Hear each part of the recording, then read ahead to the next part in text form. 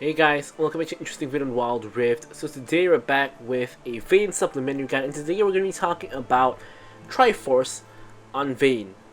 So let's jump straight into it without any delay with the build. So first up, we're going to start off with the Gluttonous Greaves. Now you really don't need the attack speed boots, even though they did get buffed. You really don't need the attack speed boots. You want the Gluttonous Greaves. The Omnivamp is really good because Vayne does true damage. Physical damage, attack damage. What am I talking about? Attack damage really good here because honestly, your build doesn't have a lot of attack damage. Like, your boots have 35 attack damage. You have like 30 here, you have 25 here, and you have 20 here. You only really get 50 at the very end of your build. So this is gonna be like your highest attack damage item for basically nearly the whole game, which is kind of mind blowing because Vayne goes for attack speed instead of attack damage because of the true damage on her silver bolts. So yeah. Okay, so first item, TRIFORCE. Now, this is a pretty expensive item, but Vayne uses this really well. So, of course, the main part of the TRIFORCE that's important is the Spellblade passive, because Vayne tumbles, every couple of seconds, and she can prompt the Spellblade, which is gonna, of course, give her a lot of extra damage when she's in fight. Movement speed, really good on Vayne as well. Of course, the other stats, max health, really good to make her more tanky. Attack damage, always useful. Attack speed, Vayne's favorite stat. And ability haste, getting lower cooldowns, always a good thing. So next up, most people are going for TRIFORCE second. And the main reason, not TRIFORCE, Wits End second. The main reason why you want to go Wits End second is because it gives you magic damage on hit. So it kind of mixes your damage profile a little bit. And of course, you're mainly going to be playing Vayne when you're into tanky comp. So having early on hit magic damage is actually really useful, just simply due to the fact that they normally will build armor, things like that. So having magic damage, of course, a good thing. Heals you when you're below half health as well. A lot of attack speed, magic resist, really good item overall. Then we have Phantom Dancer, which is of course the highest attack speed item in the game. Gives you a ton of attack speed, a little bit of attack damage, and of course the movement speed when you stack it up. Then we go into the Bork. Of course, Bork, I think it's a little bit late for Bork personally, but Bork, more physical vamp, more attack speed, a little bit of AD. Of course, the Rune Strikes passive to do current health damage on hit, which is going to help to shred tanks even further on your normal attacks, not just your silver bolts. And also the Drain passive, really useful for chasing people down, things like that. Finally, we have the Bloodthirster, which finally gives you a huge amount of AD, and of course physical vamp, just really good item overall. So for the runes, this is where it gets a little bit funky, because you already have so much attack speed, attack speed, attack speed, attack speed, attack speed. Do you really need lethal tempo? Well, I kind of thought about it, and I really think that, okay, so here's the thing. Kraken Slayer is a rune that kind of falls off in the later stages of the game, and you're not building any attack damage, not very much attack damage, so it's not going to scale very well. It's only really good in lane. But the thing is, Vayne kind of sucks in lane in the first place. She's generally quite bad in lane, so she can't really take advantage of Kraken Slayer that much. So pretty much lethal tempo is kind of already going to be, pretty much going to be her best rune at this point. So yeah, and especially also when you get into early game fights, let's say you only have a TRIFORCE, you only get 30% attack speed from TRIFORCE, getting the extra attack speed from lethal tempo in the earlier part of the game is ironically more important than the later part of the game. Because when you are, let's say, when you're at Phantom Dancer, honestly lethal tempo doesn't even help that much anymore because you already have enough attack speed anyway. So it's kind of weird. Lethal tempo kind of becomes an early game rune for Vayne in particular. Of course, Brutal costs you auto attack a lot with all your attack speed. You have your Giant Slayer. For of course you're playing into tank, so Giant Slayer really good here. Here I don't actually think you need Alacrity. I think that probably Bloodline is good enough. But again, it's the same as the lethal tempo narrative, which is simply the fact that in the early game sometimes you do need that lethal tempo to kind of you do need the Alacrity to help you out with the attack speed early, and later on it doesn't help as much. But kind of early it could be useful. Of course we have Bone Plating for the defensive capabilities, and of course we go for Ghost and Flash as our summoner spells. But with all that said, let's move on to talking about the gameplay. Okay, so here we get into the gameplay. Now this is going to be a pretty interesting one. Why? Well, because of what I'm about to tell you. Vayne obviously loves enchanters. She wants the Yuumi, she wants the Lulu.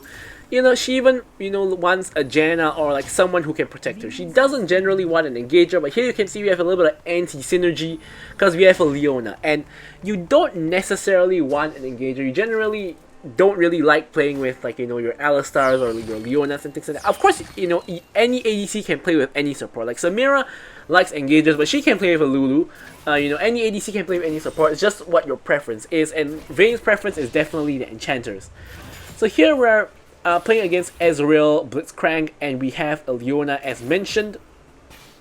So this is going to be a bit awkward because if Leona engages in the early game, we can follow up, but we're not really going to do a lot of damage, and we are... Leona engaging in general is really not very ideal. So this kind of makes it a little bit boring for the engaged player, because if they want to play the lane properly, they kind of just need to do nothing and just let Vayne scale. And ideally, like here you can see, playing against a Blitzcrank Ezreal is pretty okay, because Ezreal is not really the most aggressive lane. He doesn't really want to do very much. I mean, it's a classic Vayne versus Ezreal matchup. Neither of them really want to do very much at all.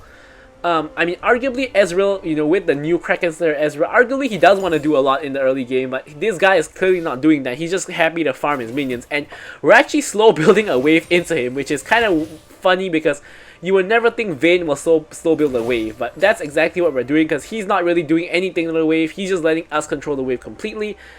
This allows me to go to the river, grab a ward, and somehow during this time Leona gets hooked in by Blitzcrank and dies. So the complexion of the lane kind of just changed completely. I managed to get a trade onto the Ezreal, as in get damage trade, not like a trade kill onto the Ezreal. And yeah, I mean, the only reason why Ezreal took so much damage is because of the wave that we slow built. If the wave wasn't so big, Ezreal wouldn't even have taken that much damage. But anyways, yeah, so this is kind of an awkward situation. Like, all I can really do here is I'm just going to back and, get items. Not really much else I can do here. Of course, this is kind of how a Blitzcrank lane works, where Blitzcrank gets a good hook and the lane kind of just changes. So, we grab our boots. Of course, the extra AD at the start of the game, really useful. Now, Blitzcrank and Ezreal are still in the lane. So, we're gonna make our way back to the lane. They have actually frozen the wave outside their tower, so good wave control here by Ezreal at last. Tries another cheeky hook here, the Blitzcrank doesn't quite work out. Without Blitzcrank hook, of course, there's a lot less threat of this lane. Ezreal can't really kill us by himself. Warwick in the river though, so we do have to watch out for that. I'm not sure why he walked back into his jungle. He could have easily ganked us there, but anyways, we're just gonna walk on over and clear this ward. Of course, Vayne, you really only want to pick into very tanky teams. You guys seen my tier list and all. Vayne's not really the best. She's only good into very specific scenarios, and this very specific scenario being into a very tanky team. So here you can see there's like Set, there's Warwick, there's Blitzcrank. They are really tanky. So this is the kind of team you want to pick Vayne into. I normally only ever pick Vayne in the current meta when there are at least 3 tanks / tanky-ish champs. Like here you can see Set is like a tank like Blitzcrank as well, and like Warwick is also pretty tanky. So this is kind of where my Vayne comes in. Other than that, I basically never touch Vayne because, as I said, I don't really think she's that good of a champion, at least compared to the rest. Here Blitzcrank runs in for a knockup. Here Warwick comes into gang. I get terrified into suppressed, and he does a lot of damage because of his Kraken Slayer and his ult doing the on-hit damage. So unfortunately, I do end up dying. I was trying to condemn him away at the very end, but it doesn't quite work out, and we do just end up going down, which is pretty unfortunate. Not really the way we want to start the game as Vayne. As Vayne, you generally just want to go 0-0-0, or of course pick up kills would be better, but you don't really want to die. I mean, no champion really wants to die, of course.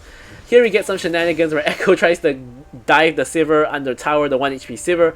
Doesn't manage to reach and has to just ult back. A little bit awkward there. However, a huge wave has actually accrued in the top lane. Doesn't actually crash, so we actually don't lose that much despite the fact that we die. We actually are able to get most of the minions. However, the bad thing is that Ezreal has 2 kills, which is making him very fat. Like, he got the early kill on Leona, now he just got another kill onto I believe it was the Leona again, because I died to Warwick, so I believe he got another kill onto Leona again.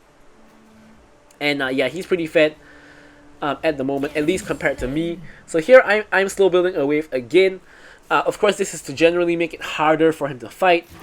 He does have his first item, Mana Immune, but of course that's not really a big spike for Ezreal. He doesn't have Sheen or anything like that. He doesn't have boots yet as well, so he's fed in terms of kills, but his items are not really the best. Of course, I'm in even worse shape than that. I only have a Stinger and my boots, so I'm definitely not gonna want to fight him, anytime soon. So here we crash the wave. Dragon and Herald are up. So here, since the Ezreal has to deal with such a big wave, we actually make the call to rotate to Herald, which is something I almost never do. Like, you guys see my videos, I never rotate to Herald. So here, I'm just getting a couple auto attacks on the minions so that our wave is going to push. And here you can see Ezreal comes in with the chunking out. We actually get the Herald, I pop the Ghost, I pop the ulti, I'm trying to go for whoever I can. Here we get a very nice chain CC onto the Sivir. She goes down, and now Set is the next target. He ults me. He doesn't quite have his W, gets stunned by Leona, and I actually pick up a double kill here, which is pretty nice. The issue is, though, Ezreal and Blitzcrank are punching our tower, which is, of course, what they should be doing, and what I normally do in this sort of circumstances. So here what we're trying to do is we're trying to clear the minions mid, and we're trying to trade for the mid lane tower. We're not going to get the whole tower for sure, but we can get a number of plates if we, attack the mid lane tower. However, the Ezreal is kind of getting the tower really quickly, so they actually get the entire first tower. We get the Herald though and the mid lane plates. So here the tower is going to get finished off by the Rift Herald, like so, and we actually end up in a 4-way share of the Herald plates, which is really yikes. And here Sivir is getting kind of really chunked out. However, we are really low and we're kind of caught by the Ezreal Blitzcrank flank. Not really much we can do here. And we all just end up going down. So overall, in the grand scheme of things, I would say we lost out. Because we each get one tower. And we do get the Herald, but the Herald was used to get the tower. So we each get one tower. That kind of evens out. They get the first tower, which is more valuable because it gives more gold. We get 2 kills at the Herald Pit, but they end up killing, like, I think 3 of us after we got the tier 1 mid tower. So I think overall they win out on the trade by a little bit, or quite a bit maybe. Yeah, so overall we're kind of on the losing end. The good news is though, we have the Triforce, and of course Vayne scales very well. I'm going to scale better than anybody in the game. So long as we can kind of hold on, not fall off too hard, we're going to be in good shape. In terms of goal-wise, we still have more gold than pretty much everyone on the enemy team, aside from the Ezreal, who of course is very fed. He's now 3-0-4. He has a decent bounty on top of his hit now. We definitely want to go and get that if an opportunity arises. However, now is where the benefits of having a Leona kind of come in. Because when you have the damage already, like when you get to like, a couple of items, maybe 1-2 items, you will, start to want someone to engage the fight, and that's where having an engager is useful. But generally, I still think an enchanter is just better for getting through the laning phase and just helping you out in the later stages of the game as well. However, Leona did help us out a lot in this scenario because she took the fall, when the enemy team came to gank instead of myself. So we do, of course, get out, pretty much unscathed. So here we go to the mid lane, collect the mid lane farm. We have almost 2 full waves here of farm to grab. Of course, Ahri coming off of a death herself, so she's not going to be here to grab it. Ezreal gets pretty aggressive, goes in onto me. Doesn't really do any damage though because I have bone plating. And he's only able to get like 1 auto attack, I believe, onto me.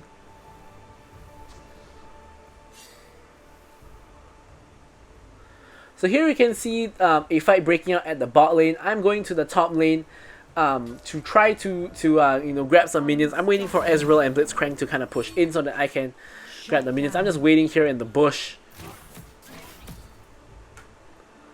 And here we just quickly grab this ward.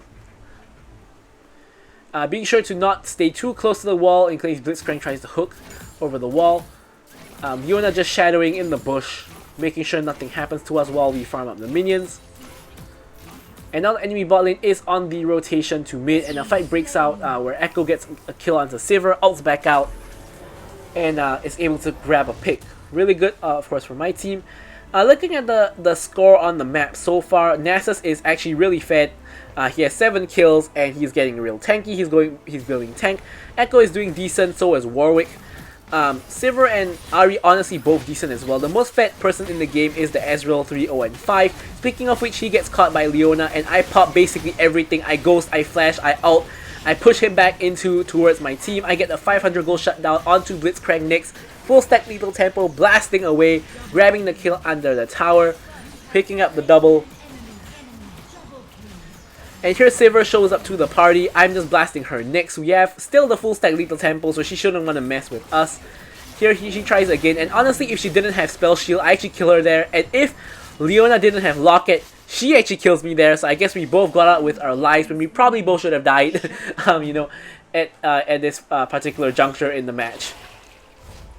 So here in this particular game, I don't actually go for Wit's End because the enemy team has 0 magic resist. So I actually decide to go for Phantom Dancer next, skip the Wit's End, go for Phantom Dancer next into the Bork, you know, and continuing on with the rest of the build, and just skipping out on the Wit's End completely. Maybe going for a last item if we need to, but we don't really want it now because I think that you lose a lot of value when you don't get the magic resist part of it, because you are paying for it, of course, and you're not really getting good use of it. So I think there's better use for gold, which is to go for you know, other items like the Phantom Dancer I have here, for example. And here once again, just picking up the mid wave. You can see we're just kind of maintaining our farm. You know, in terms of farm, we are doing really well. So is Echo.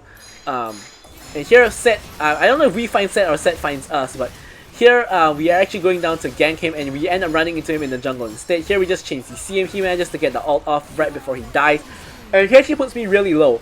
Leona Locket comes in to block Sivir's auto attack damage. I grab the fruit and I'm back in to finish off the Sivir. Now I'm really low again off of the fight from the Sivir, and now I'm running away for reals this time. And I'm just gonna go all the way away and back. Leona ends up dying to Blitzcrank. Ahri is trying to get out.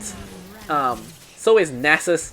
Nasus has to flash the Ezreal Q and he might die. Good flash by the Nasus.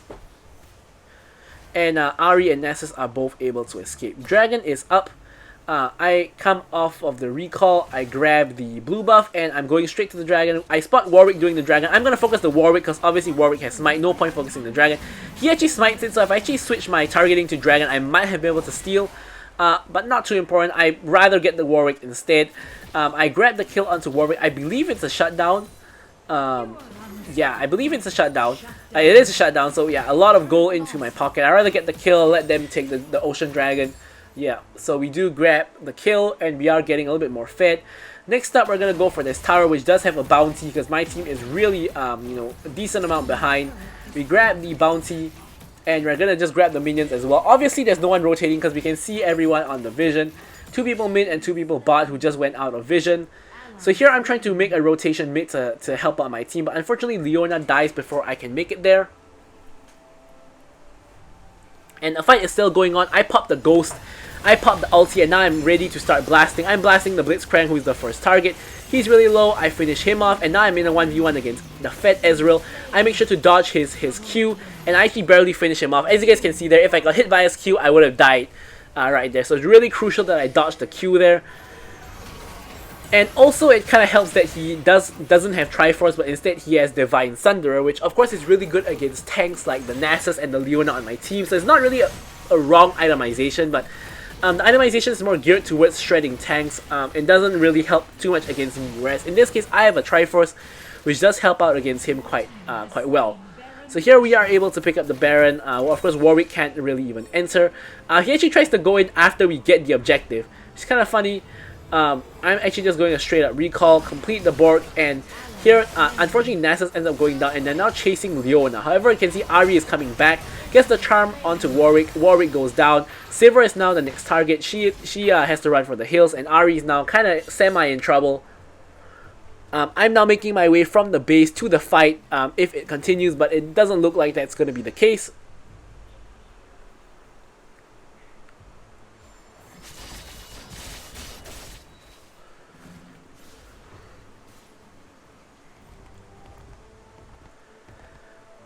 Alright, so now everyone's kind of grouping on mid. We now have the Bork. Of course, we're going to be very effective against champions like the Set, especially now who has a ton of health. Like he has Heartsteel and Titanic Hydra, a lot of health. The Bork is going to do a lot of work against him. Of course, Blitz and Warwick also has health items and such. So Giant Slayer and Bork are going to be working overtime here.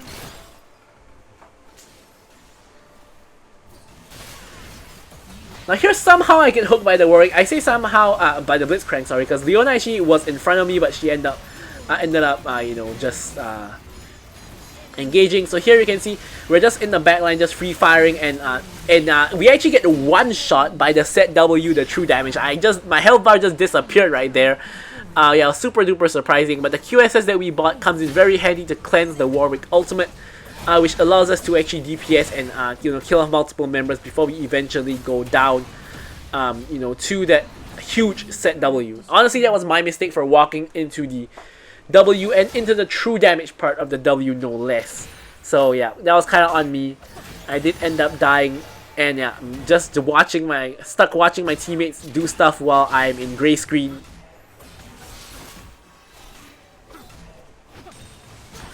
So here I'm gonna be going for the Bloodthirster next, because I do want, of course, you know, all the good stats, you know, especially the attack damage, which I'm severely lacking at the moment, as we all know from the build. But yeah, we're doing really well. Looking at our goal, we actually still have the most gold. Not still, but we actually now have the most gold in the game. We have like 13k gold now. Here, a fight is breaking out, and I'm just waiting, you know, for the enemy team to overcommit. Here you can see I'm just waiting in the wings. I'm focusing the Sivir while they're trying to chase down my team. I get her. Actually, Leona gets her. Could have been the pentakill here. You can see they basically use all of their spells, focusing the Ezreal. Next, we pick up a double, pick up a triple, and honestly, even if we pick up the quadra here, you know, we wouldn't be penta anyway. So Ahri picks up the kill there. Don't quite mind it. So here, we wipe the entire enemy team, and look at that huge wave in top. Yeah, you know, if we had like a TP, you know, we could have just TP'd to the ward and just ended the game right here. But of course, we're on the wrong side of the map. So instead, what we're gonna do is we're gonna clear the minions. I'm paying Ahri to actually get the tower, because obviously the whole enemy team is dead. We could easily get like 1 or 2 towers and then go for dragon. So here I'm gonna go mid tower into dragon. Ahri walks the wrong way at first. Now she's where she needs to be. Instead of going for the tower, is now backing off because the enemy team is now respawning. I honestly felt that she could have committed to the tower, because I think the enemy team has to choose between either stopping her or going for dragon. And I think that the enemy team would probably be clearing top wave or going for dragon instead of going to stop her. Like, no one actually ends up going there. Now here, I can't get over this wall, so I decide to commit the flash to get over. I blast the Warwick into next week. Now blasting the Blitzcrank. Free firing here, no one is on top of me so far. Dash away from the set. Huge damage by the set W again. I nearly die, I'm left at 1 HP, but I'm stuck in the choke point, and I get killed by the Ezreal ulti. The 2 carries are crucially still alive on their team. We managed to take out the 3 tanks, but the 2 carries live, and they end up killing us. It's a super duper competitive game, as you guys can see. And now, the Elder Dragon's coming up in 20 seconds. Everybody is dead, except the 2 carries on their team, as well as Yeko on our team. Pretty much next fight is going to be at Elder. The issue is, though, the enemy team died before us, so they will actually get on the map before us, which means that they can probably control the Elder area before we even get there, which could be a problem. Echo is now backing, resetting before the Elder. This is fine because his whole team is dead anyway, so there's no point of him being here. He gets the full build with the Awakened Soul Stealer here. I am able to complete my Bloodthirster. I'm 4 items in. And I'm running straight to the Elder Dragon. Of course, everybody is. Except maybe Nasus, who looks like he's running mid lane to clear the wave. Not wrong though, because we do want to get mid lane priority. So here, Warwick trolls the game completely. He doesn't have flash. His flash is almost up, but not quite. I condemn him into the wall. Leona chains, he sees him. He just dies, and that's the enemy jungler gone. Now Seth goes in by himself. We finish off the kill on him as well. And we're now in a 5v3. So here I'm actually going behind and trying to hunt people down at this point. So here I cleanse the Blitzcrank CC, focusing the Sivir. Unfortunately though, I get caught by Blitzcrank CC and do end up going down eventually. Pretty unfortunate. Blitzcrank dies to the Elder buff though, and we have a wave in top. Sivir is the only one left alive, so this is probably going to be it. I don't think she can survive by herself. She does have insane wave clear though, but I don't think she can step up against a team that has Elder buff. So looks like this is it. Yeah, there we go. Sivir goes down. Game is won. And, you know, we carried it pretty hard. So many front-to-back team fights where we were free-firing on the enemy team.